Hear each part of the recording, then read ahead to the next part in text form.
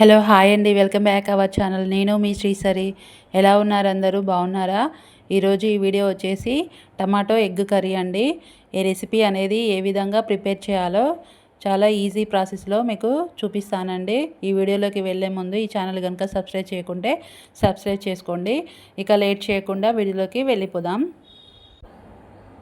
First stove on చేసి కడాయి పెట్టుకొని దాంట్లో 3 స్పూన్ల ఆయిల్ వేసుకొని ఆయిల్ అనేది హీట్ అయిన తర్వాత సన్నగా కట్ చేసుకున్నటువంటి పచ్చిమిర్చి ముక్కల్ని, అదేవిధంగా సన్నగా కట్ చేసుకొని పెట్టుకున్నటువంటి ఉల్లిపాయ ముక్కల్ని వేసుకోవాలండి.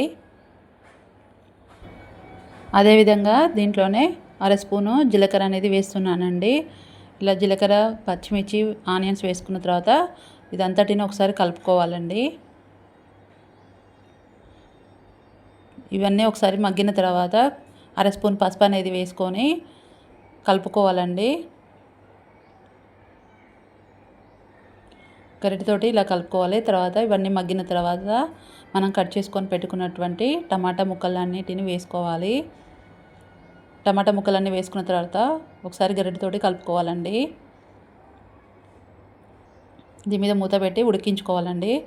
మధ్య మధ్యలో కలుపుకుంటూ ఉండాలండి టమాటా ముక్కలన్నిటిని మూత తీసి.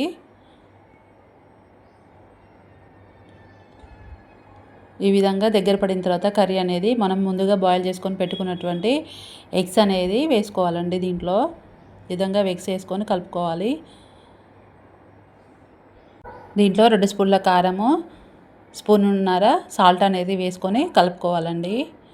ఈ విధంగా ఈ కర్రీని అంతటిని కలుపుకున్న తర్వాత దీంట్లో అర స్పూను గరం మసాలా, మనం సన్నగా కట్ చేసుకొని పెట్టుకున్నటువంటి పుదీనా, కొత్తిమీర వేసుకోవాలండి తరిగనేది.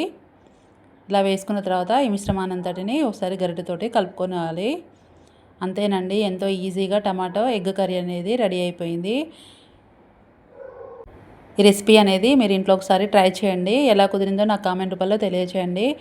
ఈ ఛానల్కి ఇంకా సబ్స్క్రైబ్ చేయకుంటే సబ్స్క్రైబ్ చేయడం మాత్రం మర్చిపోకండి.